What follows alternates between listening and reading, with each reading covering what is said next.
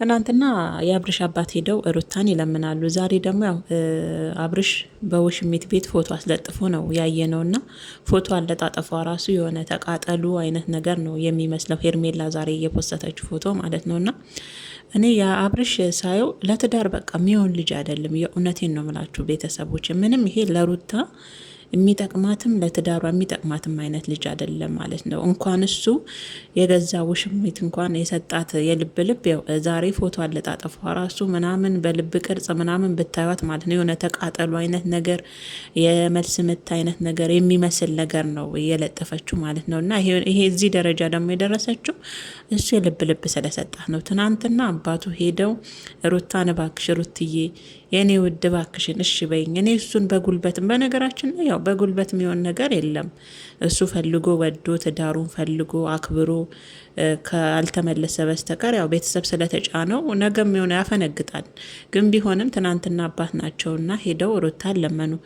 ዛሬ ግን በተገላቢጦሽ ሄርሜላ የለጠፈችው ፎቶ ከሱ ጋር የእውነት በጣም ነው የሚገርመው። በጣም ያሳዝናል።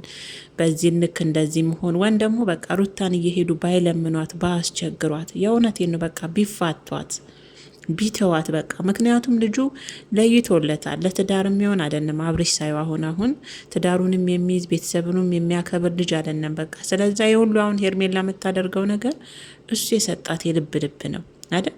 የልብ ልብ ሰጥቷት ነው እንጂ ትናንትና አባቱ ሄደው ሚስቱ ጋር እንደዛ እየለመኑ ዛሬ ይህን ፎቶ መለጠፍ ለምን አስፈለገ? ተመልከቱ እንግዲህ ለምን አስፈለገ ይህን ፎቶ መለጠፍ? እስቲ አስፈላጊ ነበር ዛሬ? አሁን ነገርን ለማብረድ ወደ ትዳሩ መመለስ የሚፈልግ አይነት ሰው ቢሆን ይህን ፎቶ እሷ ስትለጥፍ አለጣጠፏ ራሱ የሚገርም ነው የእውነት። የልብ ቅርጽ አርጋ ምናምን የሆነ ተናደዱ አይነት ነገር የሚመስል ነገር ነው የለጠፈችው። እና ይህን ነገር እሱ አይታይ ልክ አይደለም። ትናንትና አባቴ ሄደውን ብሎ በነገራችን ላይ በእህቱ ቤትም እኮ ትዳሩን ተገዶ እንደገባበት ምናምን ነገር ልጆችም ሲያወሩ እየሰማው ነበረ። እና በቃ አብርሽ አሁን የሆነ የፍንጥዝያ ጊዜ ላይ ነው ያለው፣ ይሄ የወጠጤ ጊዜ ላይ። የእውነቴን ነው የምላችሁ። ስለዚህ አሁን እሱ ሩታን እየሄዱ በአስቸግሯት ጥሩ ነው ብዬ ነው እንደኔ ማስበው። ምክንያቱም በየጊዜው የሚያደርጉት የሚሰሩት ነገር ሁሉ አይደለም እኔ እንጃ የሩታን ሀሳብ የሚያስቀይር ነው የዛሬ ፖስት። ስለዛ ልጅቷን ባያስጨንቋት ቢተዋት ሰላሟን ብታገኝ እንዴ። ትዳር ለሚፈልግ ሰውና ትዳሩን ለሚያከብር ሰው ቤተሰቡን ለሚያከብር ሰው እኮ ነው ሰው የሚደክመው አይደል እንዴ? ቤተሰብም አባትም የሚደክመው እኮ ትዳሩን ለሚወድ ለሚፈልግ ሰው ነው። ጋሽዬም ቢሆኑ ልጆትን እስቲ በደንብ ተመልከቱ። ሩታን ከማስቸገር ይቅር በዩ፣ ይቅርታ አድርጊለት። ይቅርታ ማድረግ እኮ ቀላል ነገር ነው። ግን ይሄ ልጅ ተመልሶ ነገም ያው ነው ነገም ያውኖች ልጅ ደግማ ልትሰበር ስለሆነ ጋሽዬም ቢሆኑ መጀመሪያ የልጆትን ሁኔታ ቢያዩ፣ ምን እየሰራ ነው ከዛች ልጅ ጋር፣ እኔ እንዲህ ነው ወይ ያሳደግኩት፣ እቺ ልጅስ በዚህ ልክ መጎዳት የለባትም፣ በቃ ውሳኔ ያለ እሷን ተው ብለው መሆን ያለቦት እንጂ ጋሽዬም ያው ሩታን ሁሌ እየሄዱ የሚያስቸግሩት። መጀመሪያ የልጆትን ሁኔታ በደንብ ማጣራት አለቦት እሷን ከመጫን በፊት። የእውነት አሁን ሩታ ታሳዝናለች። የእውነቴን ነው የምላችሁ ቤተሰቦቼ። ና አብርሽ የሚያደርገው ድርጊት እንኳን እሱ አብራው እንኳን የምትንዘላዘለው ዘልዛላ የሰው ትዳር ለማፍረስ መኝታ አጣችሁ እንኳን እዩ ውስጥ የምትፖስተውን ፎቶ እንኳን እዩ። ስለዛ የሁሉ ደግሞ የሆነው እሱ የሰጣት የልብ ልብ ነው። ስለዛ ሩታን እንደው የሄዱ ባያስቸግሯት። ልጁን እኮ ይህ መብቱ ነው። ልጁ መከልከል ሩታ መብት የላትም፣ መብቱ ነው። ግን ከዚህ በኋላ አብርሽና ሩታ ወደ ትዳር ተመለሱ ብሎ ማሰብ በሩታ ህይወት ላይ መቀለድ ነው።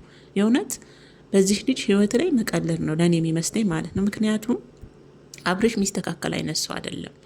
አብርሽ ሚስተካከል አይነት ሰው አይደለም። በቃ ሲጀመር ገና ነው። አብርሽ በደንብ መብሰል ይቀረዋል። በደንብ ስለ ትዳር ምንነት ሊገባ ልጅ ሆኖ እኮ አይደለም፣ ግን የጭንቅላት መብሰል ትዳር ምን እንደሆነ የትዳር ምንነት እንደሆነ ለትዳር የሚከፈል መስዋዕት፣ ለቤተሰብ፣ ለልጅ፣ ለሚስት ያንን በደንብ ማወቅ ይቀረዋል። ገና አልበሰለም። እሱ እስከሚበስል ደግሞ ሚስት ለምን ትቃጠልናት?